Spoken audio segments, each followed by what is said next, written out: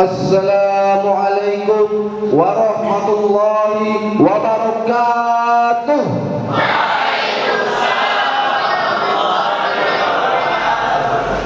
Jamaah, oi jamaah. Jamaah, oi jamaah. Masih semangat loh. Dengarkan dulu, ini Ustadz UAS. Kalau UAS Ustadz Abdul Somad, kalau ini Ustadz Aris Serepa. Baiklah, jikalau wanita membuat kalian terluka, jika teman membuat kalian kecewa, jika corona membuat kita semua merana, tapi tenang saja, saya datang dengan membawa cinta. Takbir! Takbir! Alhamdulillah, alhamdulillahilladzi ja'ala al-qalama wal kitabatu lil qira'ah wal qira'atu lil ma'rifah wal ma'rifatu lil ibadah wal ibadatu lillahi ta'ala. Ashhadu an la ilaha illallah wa ashhadu anna Muhammadar Rasulullah. Allahumma salli ala Muhammad wa ala ali Muhammad. Pertama-tama yang paling utama, marilah kita panjatkan rasa puja puji syukur kita atas kehadirat Allah Subhanahu wa taala, yang mana karena karunia ialah kita semua di sini masih diberi kesempatan dan kenikmatan yang begitu banyak, antara lain nikmat umur, nikmat sehat, dan nikmat kesempatan, sehingga kita dapat berkumpul bersama-sama dalam acara Al-Muhadarah pada malam hari ini. Salawat beriringkan salam tak lupa pula kita junjungkan kepada sang proklamator yang tidak pernah menaiki motor, seorang proklamasi yang tidak pernah menggunakan dasi, dan seorang pahlawan yang tidak pernah memakan bakwan. Siapa lagi kalau bukan Nabi besar kita yang agung, yang diagungkan oleh Yang Maha Agung, yaitu Nabi Muhammad sallallahu alaihi wasallam. Jamaah sekalian yang dirahmati oleh Allah Subhanahu wa taala, berdirinya Ananda di sini bukan untuk memamerkan kegantengannya mirip Lee Min Ho, bukan pula untuk memamerkan baju baru, bukan pula untuk menunjukkan kalian atau kepintaran Ananda. Tetapi Ananda teringat di dalam Al-Quran ada sepotong ayat yang berbunyi, balighu anni walau ayat, sampaikanlah walaupun satu ayat, yang mana Ananda telah merangkum kata-kata dan Ananda satukan menjadi sebuah tausiah atau kultum yang Ananda beri judul Islam terdiri dari 5 perkara. Oh jamaah, yang tidur silakan melek matanya, yang melek silakan keluarkan matanya. Saya mohon perhatian sebentar untuk menyampaikan tausiah atau kultum ini. Enggak lama-lama, cukup 5 menit atau sampai 10 menit saja. Kalau memang sudah merasa ngantuk, boleh angkat tangan, lambaikan ke kamera. Baiklah, kembali lagi ke tema tadi, bahwasanya Islam itu terdiri dari 5 perkara, seperti bunyi sebuah hadis yang berbunyi, bunyal Islamun ala khamsin sa'adatin, asyhadu an la ilaha illallah wa asyhadu anna Muhammadar Rasulullah wa aqimus shalah wa atuz zakah wa shaumi Ramadan wal hajj ila bait. Hadis rawahu Bukhari Muslim, yang mana artinya Islam itu terdiri dari 5 pilar. Yang pertama yaitu mengucapkan kalimat syahadat, asyhadu an la ilaha illallah wa asyhadu anna Muhammadar Rasulullah. Dan yang kedua yaitu menegakkan sholat. Dan yang ketiga yaitu melaksanakan ibadah di bulan Ramadan, yaitu ibadah puasa. Yang keempat yaitu melaksanakan atau menunaikan zakat. Dan yang kelima yang terakhir itu melaksanakan ibadah haji. Baiklah jemaah, pada malam hari ini kita akan membahasnya satu persatu di sini bersama Ustaz Uwas. Kita yang pertama yaitu mengucapkan kalimat syahadat. Tentu saja kita sebagai umat Islam tahu apa itu kalimat syahadat. Betul atau betul? Betul, betul, betul. Itu kalau kata UPNIP. Yang berbunyi asyhadu an la ilaha illallah wa asyhadu anna Muhammadar Rasulullah. Yang mana artinya aku bersaksi bahwasanya tiada Tuhan selain Allah, dan aku bersaksi bahwasanya Nabi Muhammad adalah utusan Allah Subhanahu wa taala. Kita sebagai umat muslim harus memahami itu semua. Karena kita harus menjadi seorang muslim yang keseluruhan. Jangan hanya menjadi seorang muslim yang hanya formalitas saja atau sebagai muslim KTP. Di dalam Al-Quran ada sepotong ayat yang berbunyi, udkhulu fis-silmi kafah. Hendaklah kamu masuk ke dalam Islam itu secara keseluruhan.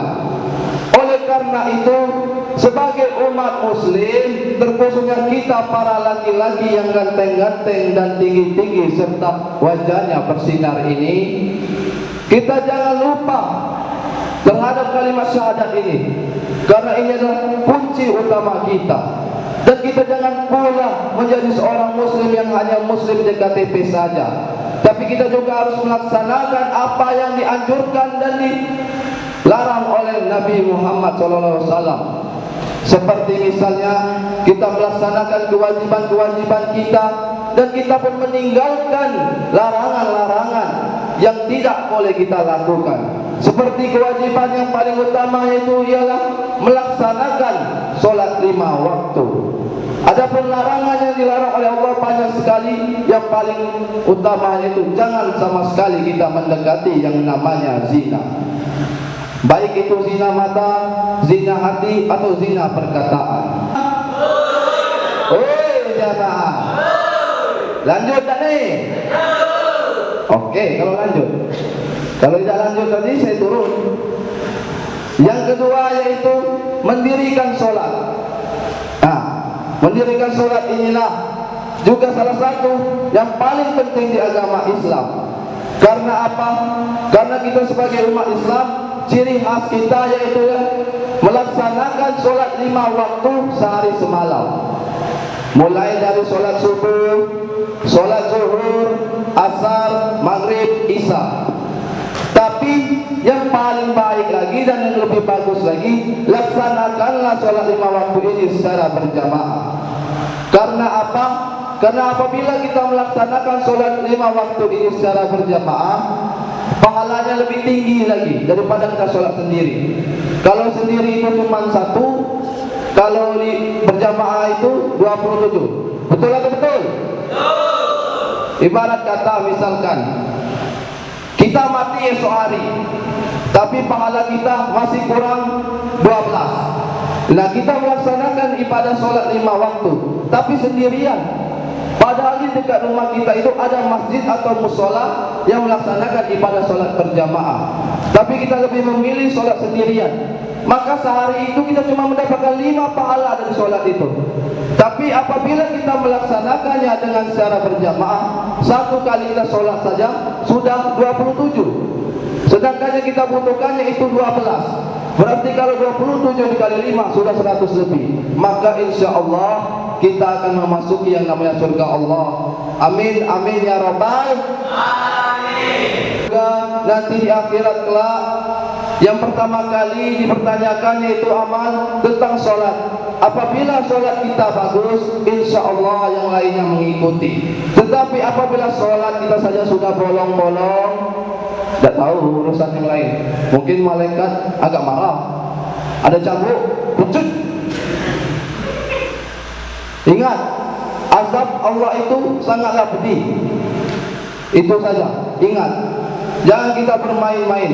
Apalagi apabila kita melaksanakan yang namanya ibadah solat, apabila kita telah mendengar azan dari muazzin, hayya 'alas shalah, maka kalau kita sebagai umat muslim yang paling bertakwa dan beriman, di dalam hati ini tergetuk untuk melaksanakan ibadah solat.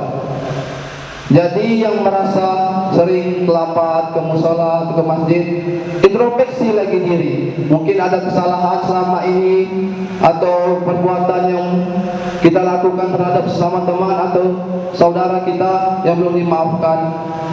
Karena kalau dia seorang muslim yang beriman, dia mendengar azan itu, Allahu Akbar, Allahu Akbar, hati itu terketuk langsung ingin melaksanakan yang namanya ibadah solat.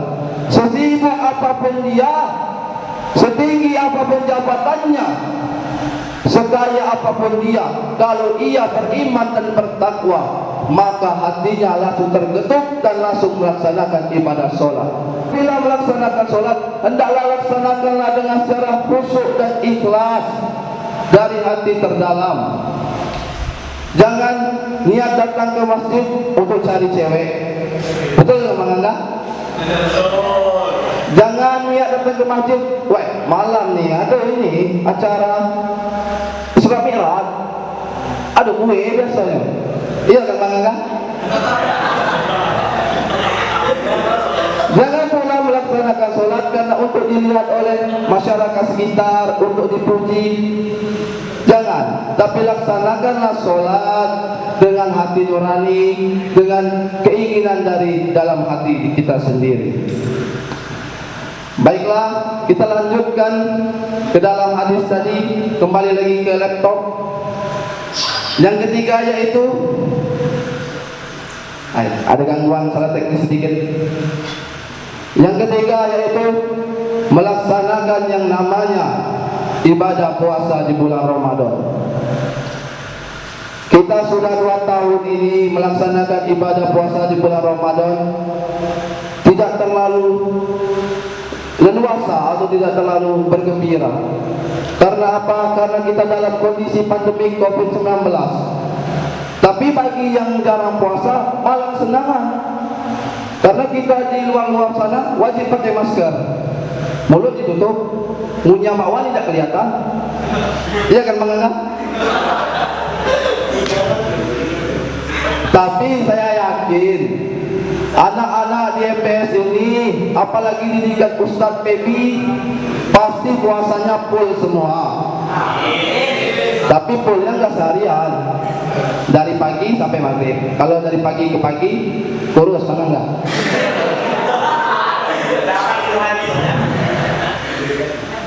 Maka hendaklah apabila ibadah bulan Ramadan, laksanakanlah puasa. Jangan puasa cuma di awal dan di akhir saja. Ini banyak kejadiannya. Apalagi anak-anak muda yang baru beranjak dewasa seperti Bang Nugra. Di awal semangat puasa, sahur paling pertama, gulai ayam 5 ekor habis, nasi 3 kali nambung, ya kan Gil? Tapi Ramadan kedua, ketiga, dan sampai hari terakhir tidak melaksanakan ibadah puasa. Malu kita, anak kecil saja puasa, apalagi kita sudah dewasa ini tidak melaksanakan ibadah puasa. Ada sebuah lagu yang berbunyi, udah tua masih aja nggak puasa nih bocah apa ya. Jadi jangan sampai kita malu sama anak kecil. Anak kecil saja kuat puasanya. Baiklah, dari hadis tadi yang keempat itu artinya melaksanakan atau menunaikan zakat. Kita sebagai umat Islam wajib yang namanya menunaikan zakat. Yang pertama yaitu ada zakat fitrah dan zakat mal.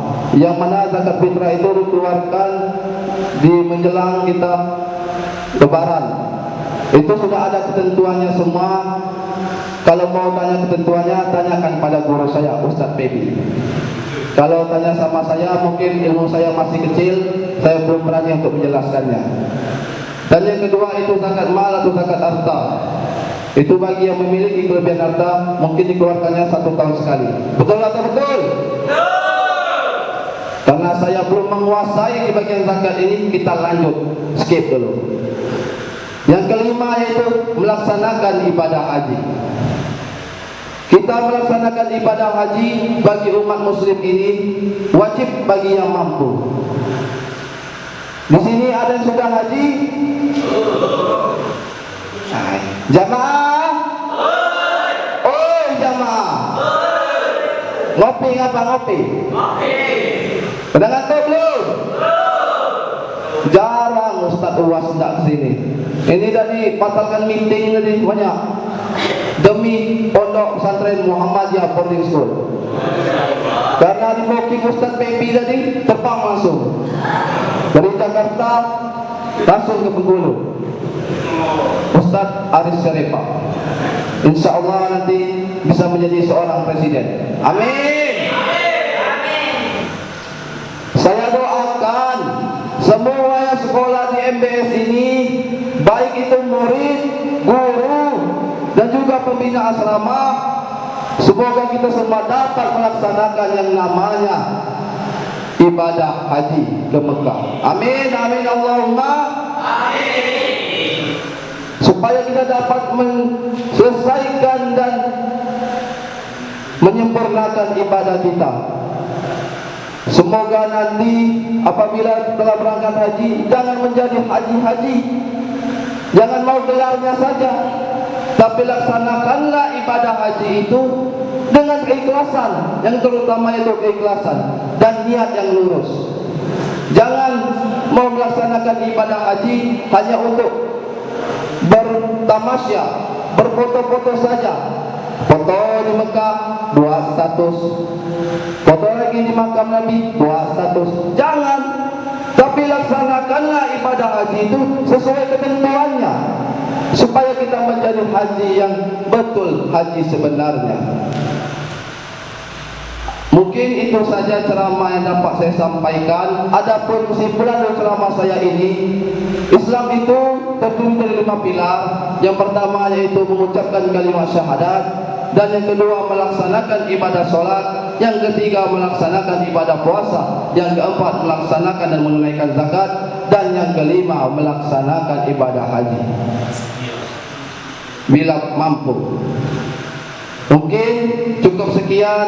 Jika ada salah-salah kata, saya mohon maaf. Kepada Allah saya mohon ampun, karena saya masih dalam tahap pembelajaran. Mohon bimbingannya. Bila ada sumur di ladang, boleh kita menumpang mandi. Bila ada kesempatan datang, boleh kita bertemu lagi. Wabillahi taufiq wal hidayah, wa ridha wal inayah. Wassalam.